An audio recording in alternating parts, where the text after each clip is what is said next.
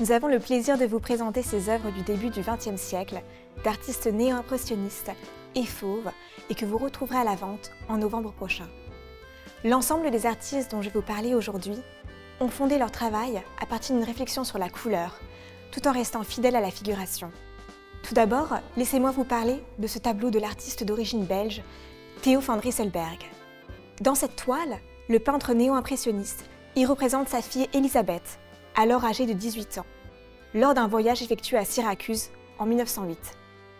Theo van Rysselberghe peindra au cours de sa carrière une quantité importante de portraits néo-impressionnistes et notamment des membres de sa famille, à savoir son épouse Maria et sa fille, qui aura posé à de nombreuses reprises pour son père, et ce, tout au long de sa vie. Theo est l'un des rares artistes néo-impressionnistes à appliquer au portrait la technique du divisionnisme. Pourtant, dans cette œuvre, il s'en écarte pour revenir à une touche plus large et à un certain classicisme. Theo van Rysselberghe était très proche d'Henri Edmond Cross, de son vrai nom Delacroix. Également peintre néo-impressionniste, Cross est peut-être moins connu du grand public, pourtant reconnu de ses pairs. Surnommé le peintre du bonheur, on retient principalement de lui ses paysages du sud de la France, dont il est tombé amoureux, lui qui venait de Douai.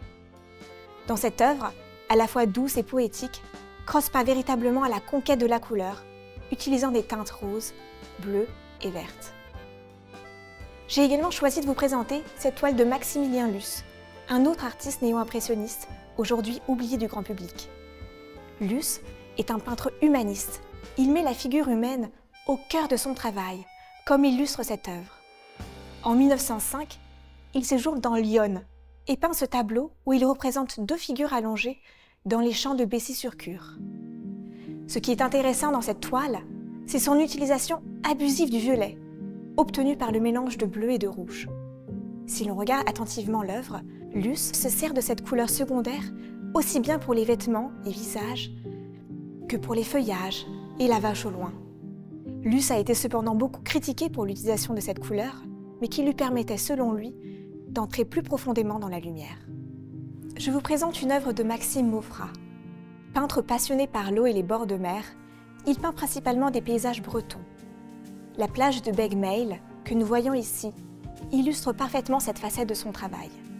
Dans cette toile, Maufras choisit de mettre en avant la plage visible au premier plan et qui va occuper plus de la moitié de la composition. Réalisé en 1904 et sur le motif, Maufras fait vibrer la lumière par des aplats de touches plus claires dispersés sur la toile, privilégiant ainsi la touche au détriment du dessin. Avec cette toile, Maufras nous fait ressentir l'énergie des flots de la mer et nous transporte sur les bancs de sable de cette plage bretonne. Je vous présente ici Route de campagne de Maurice de Vlaminck, qui est un exemple de la période post-fauve de l'artiste. Dans ce tableau, la palette est réduite à des tons terreux.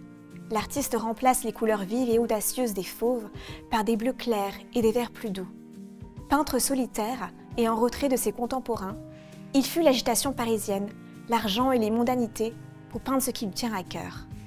Amoureux de la nature et des grands espaces, ce qui l'inspire, c'est l'environnement campagnard, les rues de village et routes solitaires. Sous son pinceau, Vlaminck libère en quelque sorte la nature qui devient un réseau vibrant de couleurs pures.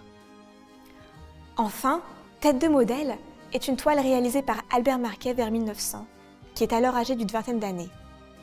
Principalement connu pour ses paysages et ses vues portuaires, Marquet ne peint que très peu de nuits dans sa carrière. On en compte moins d'une vingtaine, peint jusqu'en 1919. Durant sa période fauve, le peintre peint principalement des modèles nus posant debout dans son atelier. Dans la présente œuvre, on observe une tête de femme, tournée vers notre droite, et qui se détache superbement sur un fond qui vibre de couleurs intenses, de vert, de bleu et d'orangé, apposé sur la toile sous forme de tirets allongés.